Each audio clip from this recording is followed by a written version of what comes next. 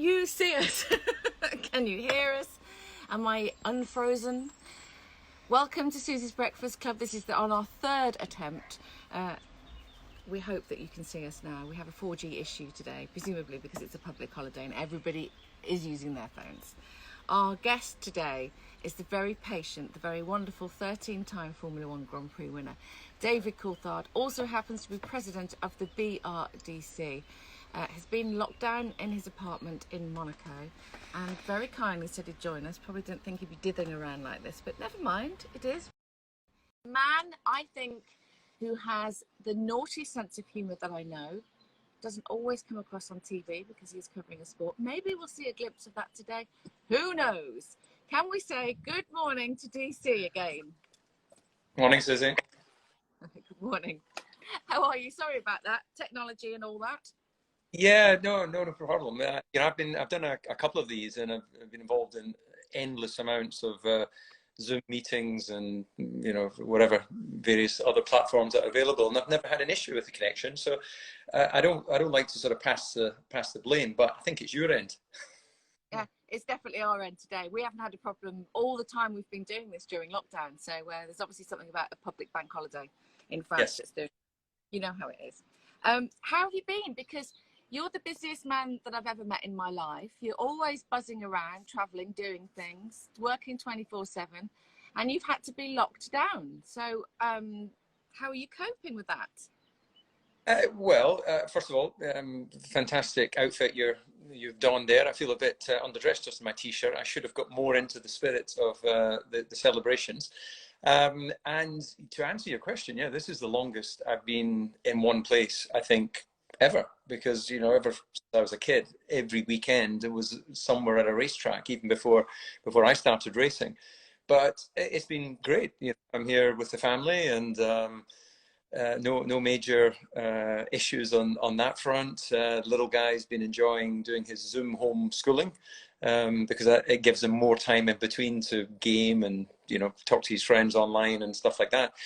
And I guess we've all worked out new ways to keep our businesses going along, even if, as you know, being involved in the event space and the television production space, there isn't a lot happening there right now. Is this time, I was wondering, after hearing you say that, has it given you time to reflect in any sense on your career and what you've done? Because you're normally so busy, you kind of just pass it off, whereas I wonder now whether you look back and think, you know what, I did all right, actually. No, actually, I know I'm just not wired that way. And it's as bizarre for me to sort of acknowledge that, maybe, as it would be for someone to hear, that it feels like another life. It feels like someone else's life. And, I've been involved in a couple of podcasts, and it involves looking back. And I did a thing the other day where they played in radio messages, either from the car or from press conferences, and without me being able to see them. And I knew which race it was, and I knew who was involved in the press conference. So I obviously have the recall and the memory there, but it just never comes to anywhere near the front of my mind. So I think I'm sort of the person that's in the here and now. So this is, I've been 12 years retired from Formula One. I was only in Formula One for 15 seasons. So it's getting close to the point where more of my life would have been out of Formula One. Well, certainly more of my life was out of Formula One, of course, before I started. But the first phase of my life was all about selfishly wanting to be a racing driver and wanting to go around in circles. And this next phase is about different things. So of the two phases, which are obviously completely different, bearing in mind that obviously when you're racing, you are selfish and you are channeled and very focused. Were you able to enjoy those years, do you think?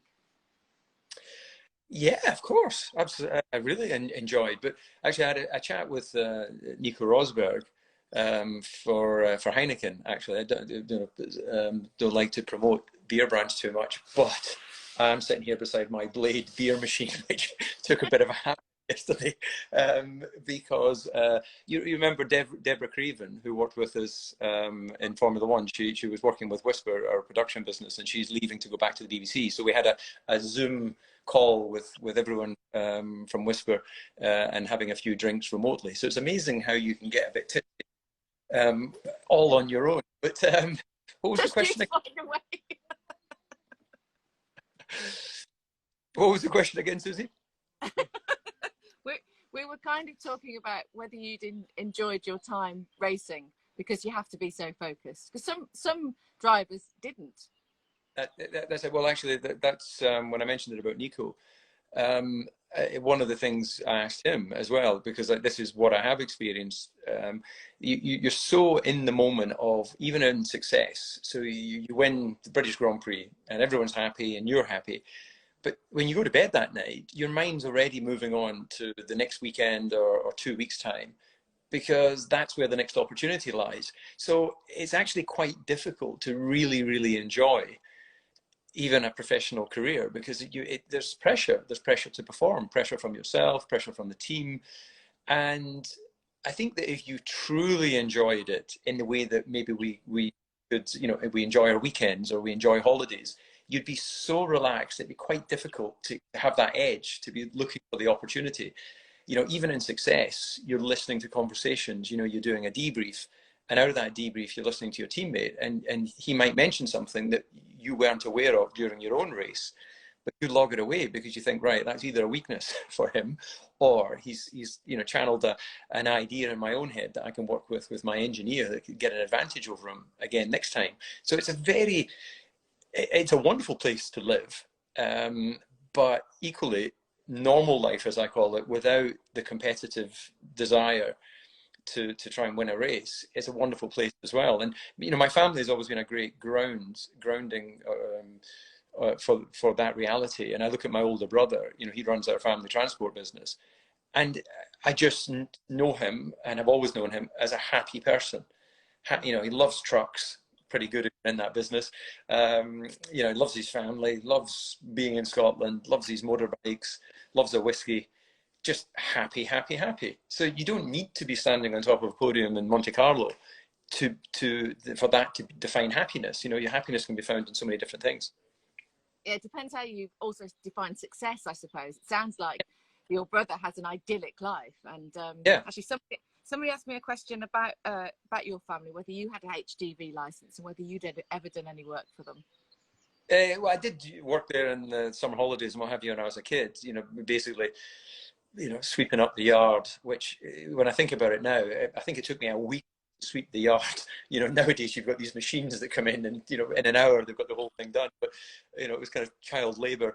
And, pallets and loading trucks. Once I was old enough to drive the forklift, then I would load the lorries. And, I'm old enough to remember back in the days when they had to sheet trailers. Nowadays it's all taut liners and you just pull the curtain back, load it, and then pull the curtain again. Back then they had to put a sheet on top to secure the load, and then another sheet on top if it was going to rain to keep the bad weather out. So it was a lot more involved. Handballing pallets, which would be taking big packs of sugar from a ton of sugar and then having to put it into a van. So it was all pretty physical stuff. But I always look back on that as the Mr. Miyagi Karate Kid moments. It wasn't about the work you were doing, but it was about trying to do it with as clean as you could and as disciplined as you could, and it was good exercise. And I think that maybe for the younger generation today, where they get such instant success and gratification from games and communications, of course you've got to live for your time, but we had to be quite disciplined back in those days.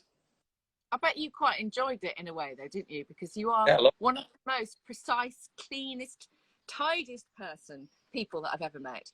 You used to do all of our ironing in Formula One before we went on air. He'd be there with his little tiny ironing board, ironing everything beautifully. And you do like everything to be in its place, don't you? I do, and again, I don't think that's because of racing. And get racers from four wheels, and racers from two wheels. So you'll be able to tell me, who is it a general thing across racing, or whether it's just the way I'm wired. But certainly, my father is dyslexic and was never particularly good at school. So he became very focused in sports, and he was a sports champion and a karting champion, and until his father died when he was 14, and then he lost the opportunity racing. But he was always, I think, because of the way his mind works, the pens on his desk would be lined up neatly. He needed everything to be neat to think clearly and to function. And when you grow up around that, I think you end up being the same. And I'm very much a person of, you put the keys back in the same place every time, but write something down so you don't have to remember it. People try and remember things in their mind. Well, cut the middleman out, just write it down, and then it's there for you. You don't need to remember. So that sort of methodical approach to life makes complete sense to me. But I realize, someone like Adrian Newey, who we both know, his briefcase is papers everywhere when it opens. His desk is stuff everywhere. But yet, through all that clutter, he's got a clarity of thought when it comes to seeing air pass over a racing car. That's actually quite surprising, isn't it, that Adrian's like that? When you look at what he does and what he designs and how his brain works, clearly the physicality around him doesn't work in the same way. Because I remember when we went to India, it was the last Formula One race in India. That was not a country for you, that was it? No. I remember Eddie drinking coffee at the train station and doing, I would never have done that, with the greatest respect to what a wonderful country it is and lovely people. The cleanliness is of a different standard to what we're used to, and I just don't see why take a risk if you're used to a certain standard. So that wasn't my most comfortable environment to be in. And of the races that you go to now, that you've been to over the years, which ones as a driver did you like to race at? Which tracks did you like? I enjoyed places like Spa.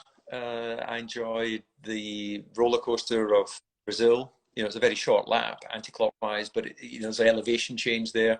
And I think as well, because of the history, growing up watching the sports, watching your Sennas and your Prosts and Mansells and these guys racing around the globe, when you eventually get to go to those racetracks, I was one of the Uber fans that would wake up in the middle of the night to watch Japan or Australia, because I was a fan of the sport. And then suddenly you're racing in Adelaide, and it looks so much different in reality, doesn't it? Than when you see things on television. Television tends to flatten things out, but Eau Rouge, as you know, it's a bloody steep hill. That's an incredible elevation change, and you go through there flat like a Grand Prix car. It takes you a while to do it, but once you do it, the adrenaline rush is just incredible. Obviously, there was the big incident at Spa, and quite a few people have said to me, what happened with Michael Schumacher when it all calmed down? Yeah, Michael and I were buddies, and yes, we had some run-ins on the racetrack. He was a hard competitor. He is the most successful driver in the history of the sport, and occasionally we would ran into the back of me in Spa, but he was convinced it was entirely my fault and it was some sort of conspiracy that McLaren Mercedes had worked out to try and give Mika an advantage, but it wasn't. It was just one of those things. But we were able to joke about it and he loved a Bacardi Coke, and despite his great physicality, he would drink a Bacardi Coke and smoke a cigar, and I'd like a nice cool beer. So we had some good nights away from racing. And actually, his manager, Sabine, who contacted me recently to ask whether they could use some footage from a private party that we had in Hockenheim, which was just Michael and a few of his friends and family. And the two of us were pissed singing some song karaoke, and she was asking whether I would mind that being used in the documentary, because it showed another side to Michael's life away from racing. And of course, I don't mind, because it actually happened. It was actually fun, and it was one of a number of good times that we had. Yeah, it's obviously extraordinary what's happened to Michael since then. And do you know what the latest state of play is there?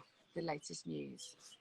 No, I don't. I've seen Corinna, and I've seen Mick, and I've seen Peter Kaiser, his good friend that travels with Mick and Sabine, but I've never asked, because I've been engaged in another conversation with them, and also I take the point of view that as and when there is something, we'll all know about it, because Michael is such an important person in the world of motorsport and beyond that. A 7-time world champion, racing around the globe at a time when a lot of people were watching the sport. So obviously we all hope that there's the miracle that brings him back at some point into normal society. Yeah. Now, earlier you mentioned the great Ayrton Senna, and we were talking about Ayrton with Mark Blundell actually a couple of weeks ago, and he was giving his opinion of how Ayrton's brain worked and how he felt around Ayrton. Obviously, it was the tragic death of Ayrton that afforded you your first race, and that must have been, well, tell us what it was like, because I know you're very good at compartmentalizing things, but it must have been quite a strange time for you. Yeah, at that phase of my career, I was test driver for Williams, and I'd already been testing when Nigel Mansell was there. Then I'd been the test driver when Alain Prost was there the following year. And then Ayrton joins the team. So it's three of the sort of heroes of my childhood. And I remember being in Estoril testing with him and with Damon, and thinking, these are all my dreams come true. I'm not a Grand Prix driver, but I'm driving the same car. I'm able, I've got overlays from the telemetry against Nigel, against Alain, and against Ayrton. And obviously I never raced. Well, Nigel, I think he came briefly, didn't he, with McLaren. Or did we ever be on the... No, actually I never raced at the same time as Nigel. We shared the car in '94. Yeah. But to have... quite a weird year, really, wasn't it? Yeah. So to have the opportunity to compare your own driving style with those guys was incredible. And there's no question that, Ayrton's attention to detail, I thought Alain was very into, his formula for sort of testing was he'd go out, do 3 laps, come in and then talk to the engineer for 45 minutes, go out and do 3 laps, and then have an espresso and talk to the engineer. He was very methodical and didn't do a lot of laps. So I think for them it was a sort of risk versus return. Nigel was only really interested in doing a quick lap at the beginning of the day, and then he disappeared off to the golf course in the afternoon when the track temperature went up, whereas Ayrton was more about getting out on track and feeling the car and experimenting. So it was interesting to see their different styles, and he was complimentary to Frank Williams about my feedback, because he stayed after the first time we worked together. He stayed to watch and listen to my feedback for a morning, I guess, to decide whether I was going to get fired or not if he didn't believe that I was doing a good job. So it shows his attention to detail, and I'm sure that's part of that feedback to Frank is why I got the opportunity. But yeah, it was a terrible time, Suzi. Roland Ratzenberger had lost his life on the Saturday in qualifying, Ayrton, of course, on the Sunday. It was a shock to the world of motorsport, and you have to just live your life, and my opportunity, as you say, came through that. And I think the benefit of youth is you don't know what you don't know. So if that was to happen later in my career, you would be much more sort of aware of your own mortality. But when you're young, you're just getting on with things, aren't you? So I just took the opportunity and couldn't replace Ayrton, but I could honour him by giving 100%, which, for all my failings, I always gave 100% through my career, which is why when I eventually stopped, there was no regret, because I got the opportunities. I made the best of them with the talent that I had, and it wasn't quite enough to, get onto the top spot of the World Championship podium. But that not everyone, because you want it, gets it. So I've got no complaints from my career. But there were 13 wins, one obviously with Williams, and then you moved, and then you spent, well, a decade pretty much with Finns alongside you. So how was that away from the track and at the track? I've never seen a Finn with a wallet. I don't know if you know many Finnish people. They say the Scottish are tight. Never. I don't know. They've got an amazing ability to get you to pay. Mika, I'm pretty close to Mika. Certainly closer now than we were when we were teammates, because it was, your success is their failure, and their success is your failure. So it's quite tense when you're actually teammates. Kimi, I never really bonded with particularly. Occasionally we'll have chats, but it always feels like it's because he can't be somewhere else. If he's kind of forced to be in front of you, he'll have a conversation. But if he can escape somewhere else, he will. And I don't think I don't think it's just because of me. I think that's just the way he's wired, which is fine. We're all different. But both of them have something in common, which is they like a vodka, and when they start drinking, they are world champions in drinking. They don't play at it. They start a process, and that continues through until blackout.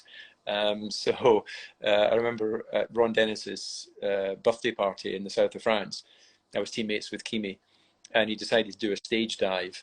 The band were playing, and he came running towards where I was, so obviously expecting me to catch him. But at the same time, Mansour Roger's wife did the same thing. So obviously I caught the lady, and he hit the deck, and he didn't move. He lay on the ground, sort of spread eagled.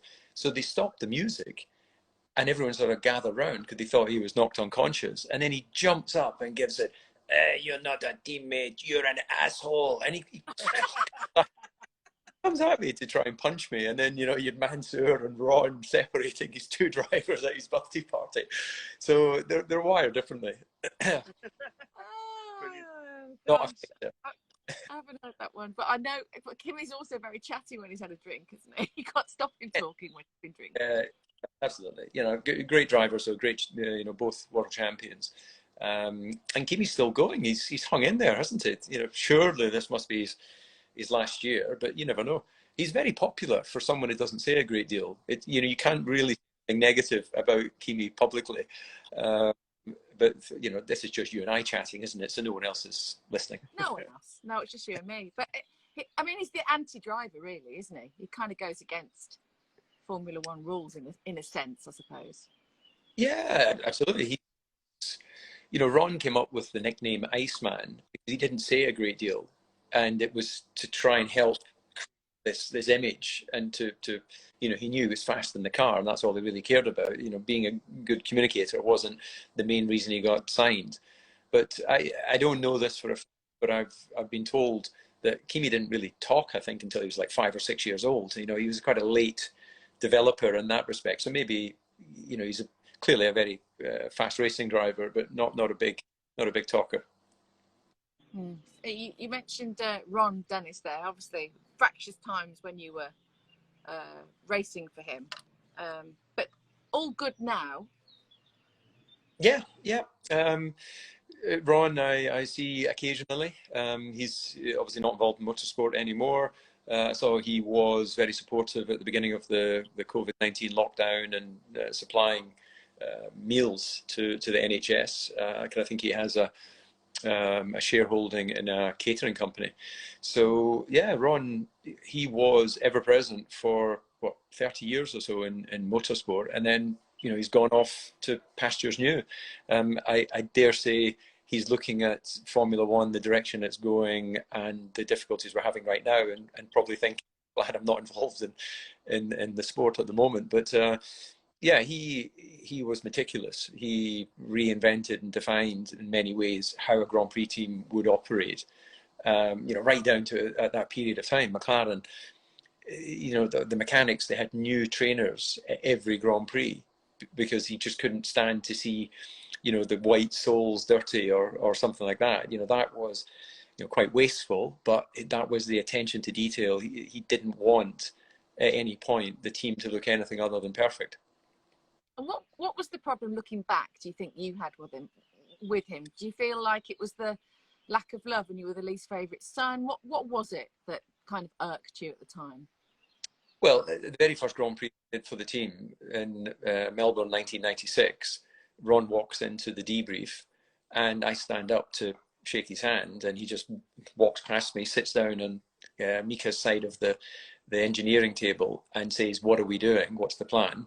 And Mika's engineer explains to him what their plan was. And then without looking over at my side of the table, he goes, "And what are they doing?" And they were me and my engineers.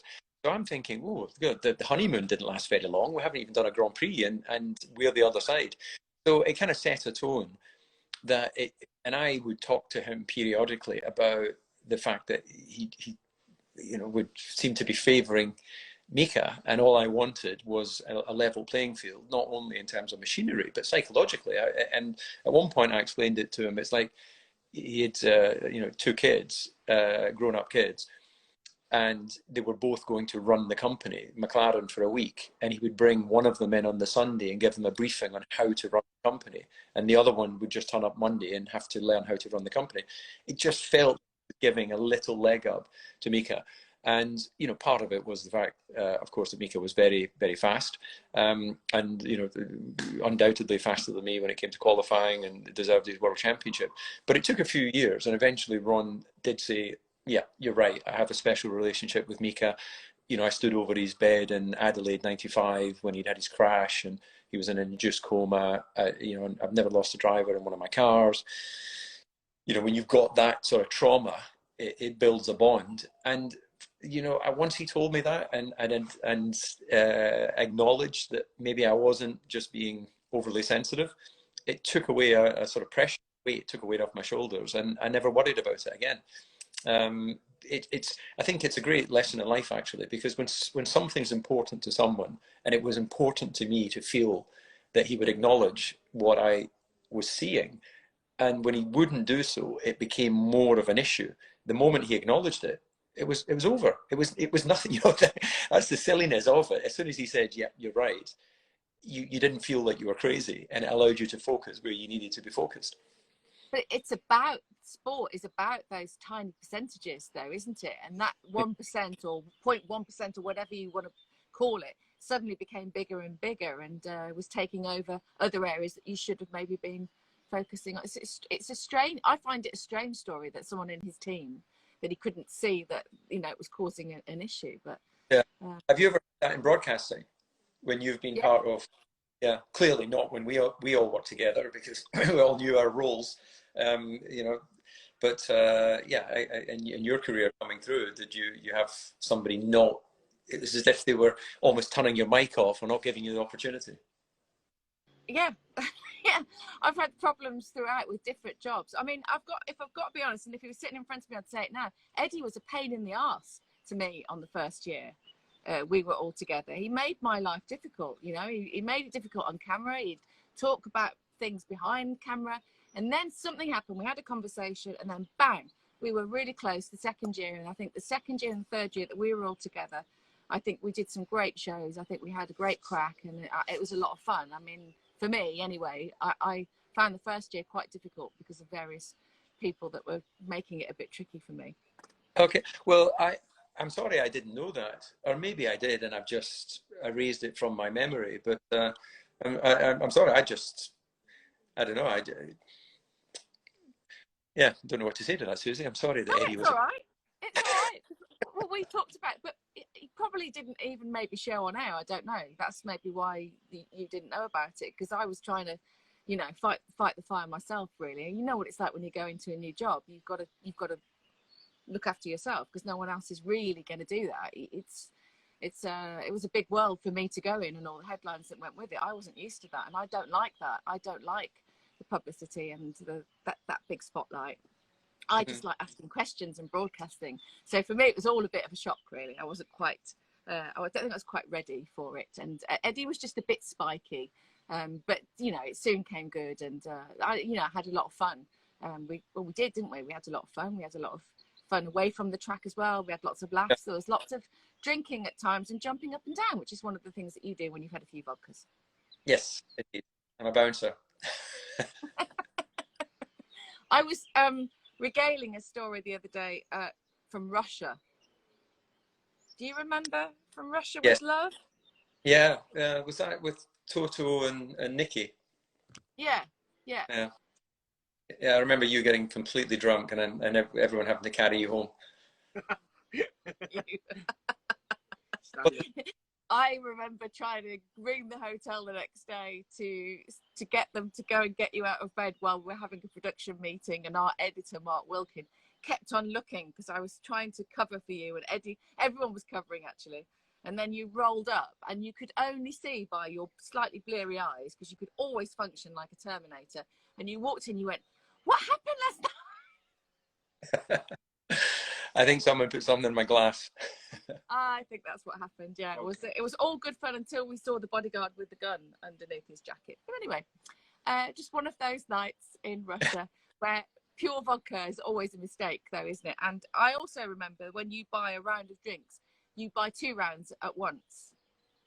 It's efficient. It's a very efficient way to go to the bar. Yeah, did you not do that when you were, you know, when I was a teenager? You'd go to the bar and you'd buy 2 bottles of beer.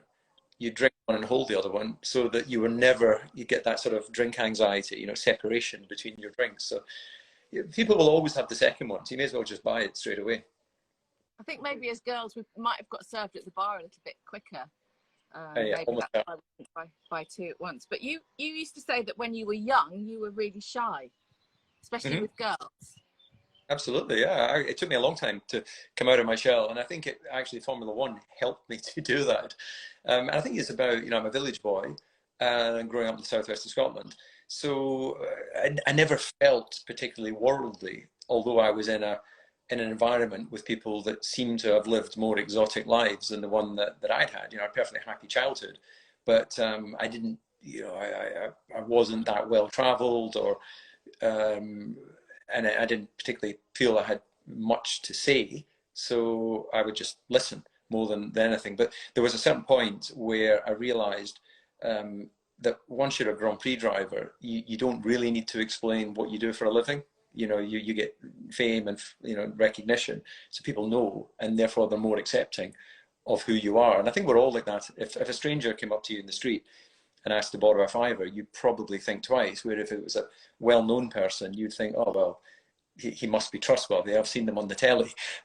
So it changes. People change around you, and it changes your where you feel you fit in. So I had a good bit of advice at one point in my life and I've always tended to do this when you're at dinner parties or cocktail parties or meeting people, not to ask what they do, because in asking what they do, if they say they're a doctor, you think, oh well, you know, studied, intelligent. If they say they're a bin man, you think, well, that's a dirty job. Actually, you know, I might ask them if they're into sport. You know, where do they go on holiday? I'd ask them about the things they enjoy, because I think you get to know someone better if you're not putting them in a sort of social category of what their career might be. Yeah, and big up to the bin mans there on the front line doing the job for us at the moment. Yeah. So,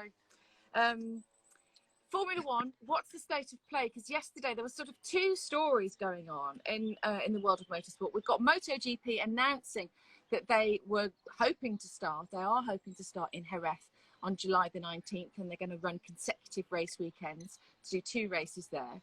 And then I saw that Chase Carey had said they were considering the fact that there might be no Formula One races this year. Your thoughts? I'm not really able to shed any light. I've heard what you've heard, and I guess we're all waiting, aren't we? We're waiting to be given the green light for all sports to resume. It's not just about motor racing, and how you move people around the globe, and what shape or form that seems to, you know, the energy seems to be going towards Austria as the first race. Whether broadcasters will be there or not remains to be seen, but clearly the teams have got to be there. So I'm waiting to see, Susie. I can't give you any, I can't enlighten you at all on that. So I've got to imagine that there'll be some sport at some point, because if the world starts to function more normally again, you can't have that and then say, well, the business of motor racing can't continue, because it employs a lot of people. So as business opens up, the business of sport has to do so as well. But I guess where the restrictions will be is, you know, I was training the other day and watching an AC/DC concert for motivation, and, you know, thousands of people in the stadium. Which one was it, at the River Plate? Yeah, exactly. It's brilliant, in isn't Argentina? it? Yeah. It's a great concert, isn't it? And yeah. And I was, you know, on the rowing machine, and it's a pretty lonely place, the rowing machine, and I was trying to crank out 45 minutes at a reasonable pace, and just having that music blasting and watching, it just takes your mind away from the mundane rowing back and forward. But I was thinking, we might never see that again. We might never see that amount of people in a confined space. again. I'd like to imagine that we will, because the energy and the passion that they all had together. But certainly in the short term, that isn't going to happen. Yeah, short term not. I know MotoGP is going to be behind closed doors, no fans, no media either. We'll be covering it. If it happens, we'll be covering it from studios and the like. I guess Formula One may go down the same route. Who knows? But we'll have to wait and see, because although we love sport, we know it's not the most important thing right now, as you quite rightly say. I've got some questions for you from lovely people from the Breakfast Club. What did I do with them? We're going to start with a Scotsman called Graham Quinn, who's a wheelchair user for the last 16 years, and he knows all about your work for Wings for Life. Yeah. And he's hugely inspired by Sir Frank Williams, and he would like to know if you have any great stories about the great man. Well, Frank Williams, such a big influence in my career. I remember when I first went to see him, I was in Formula 3, and there was a chap called Ian Cunningham who had worked with Frank and then joined Paul Stewart Racing, which was the team I was driving for. Sir Jackie's son. I drove for them for 3 years, and Ian organised for me to go and have a meeting with Frank. So I turned up wearing a blazer and a tie, and I remember walking in his office and him immediately saying, "Why are you all dressed up?" And I went, "Well, you're an important man, Mr. Williams," and I felt that it was the right thing to do. And the next thing he says to me is, you'll appreciate this as a Scotsman. You see these shoes? And I looked at his shoes, and he was in his stand-up chair. And he said, I've had the same pair for 20 years, or however long he was making a joke of the fact that, of course, he doesn't wear out shoe leather because he doesn't walk. And, you know, this is the first time I've met the man, and he's making a joke about his disability and me being Scottish. And I don't know whether to, you know, laugh or walk out. And of course he's laughing away because he's enjoying watching my discomfort. But what I did discover about Frank is he went to St. Joseph's College in Dumfries, which is the same, Dumfries is where I was born, 30 miles away from where I grew up. And it's also where Alan McNish was born. Alan and I born in the same hospital. Alan's I think a year older or 2 years older. And Alan went to St. Joseph's College, which is where Frank went. So he felt a connection to Scotland, and would love taking the piss out of us, of course, because he was a proud Englishman. But yeah, I always got along well with Frank, even in difficult times when I'd signed a contract to go to McLaren, and he wanted to keep me. So we had to go through a legal process with the contract recognition board.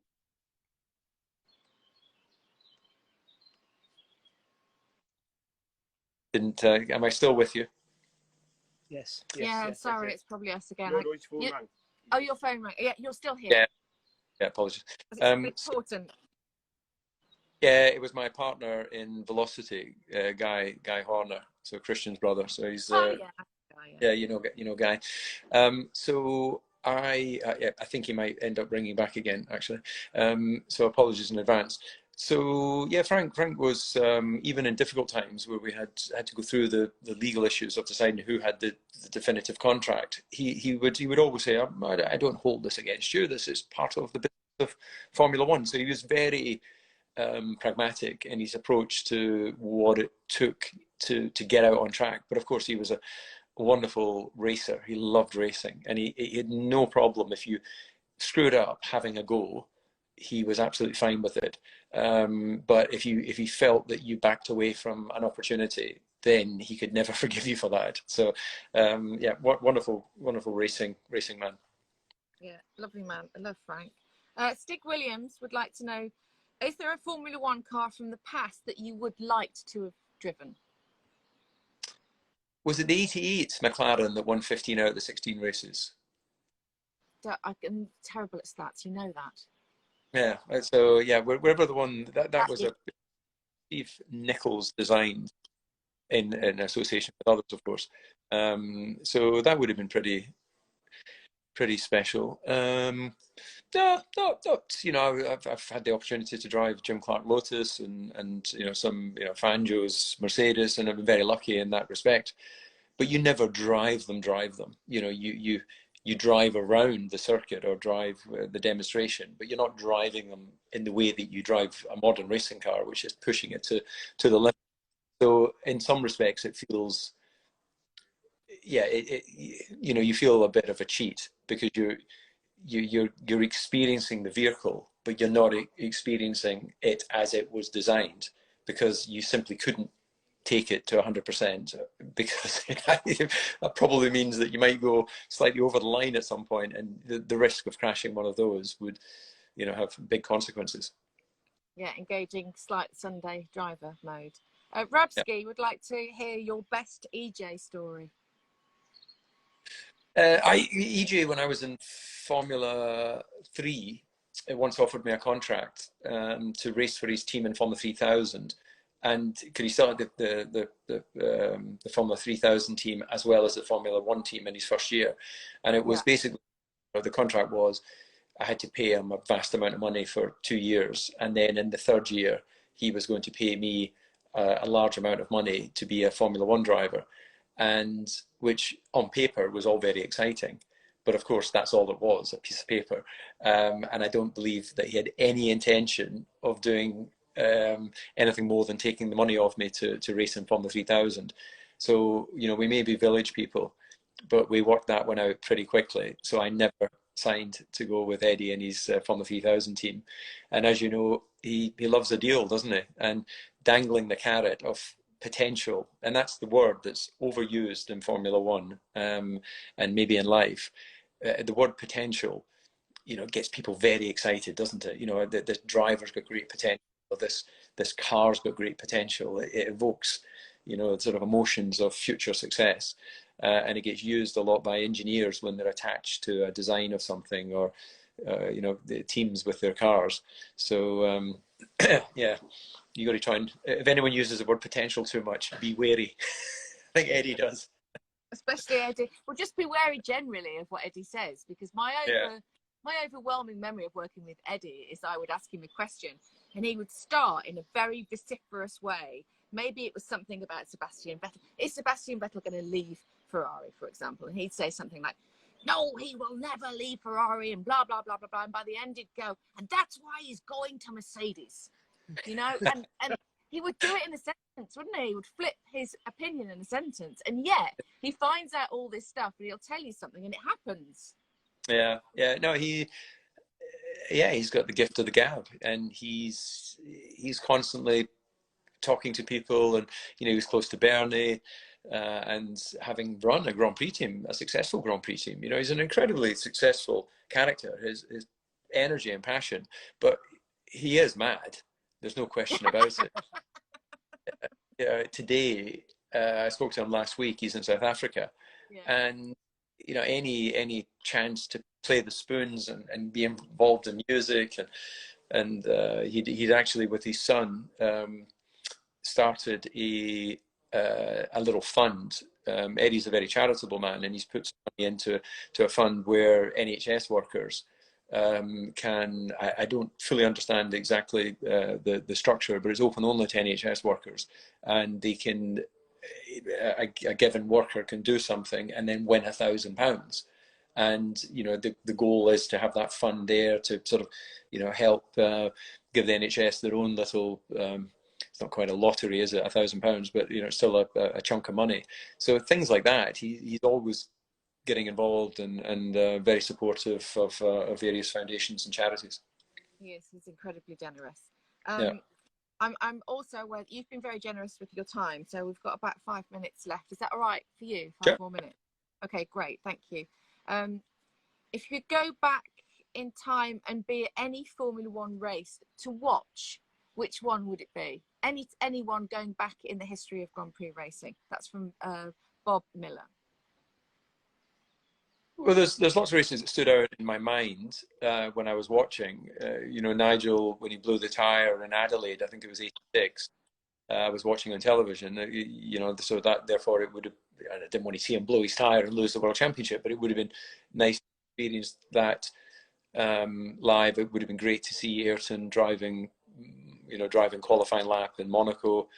Yeah, lots of different emotional moments of success when you're passionate about a sport.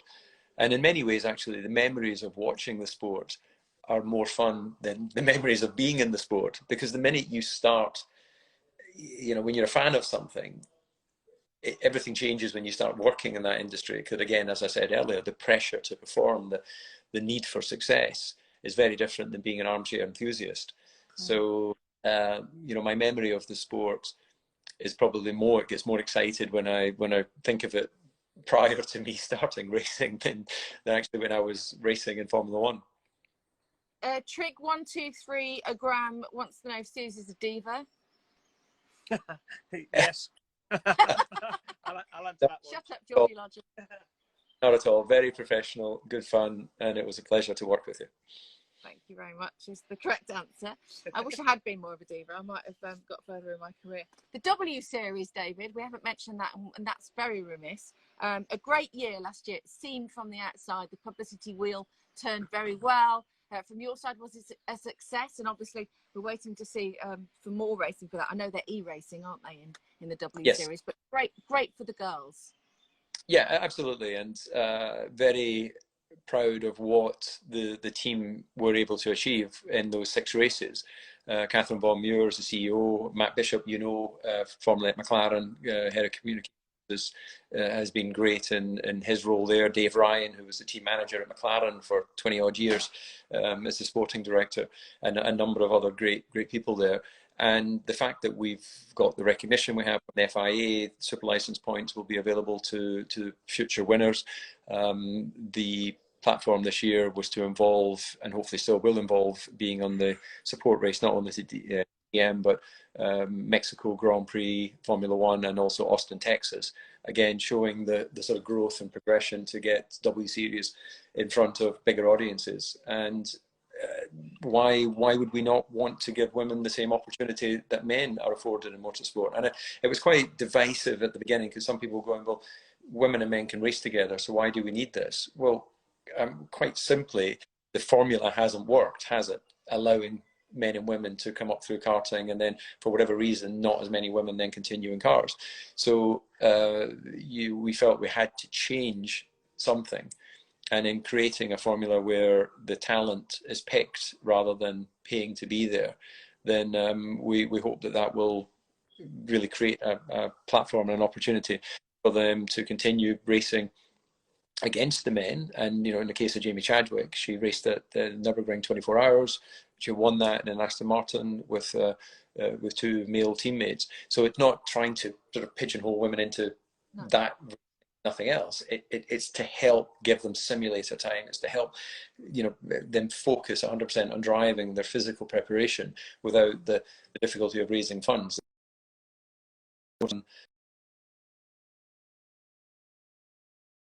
A bit of a future.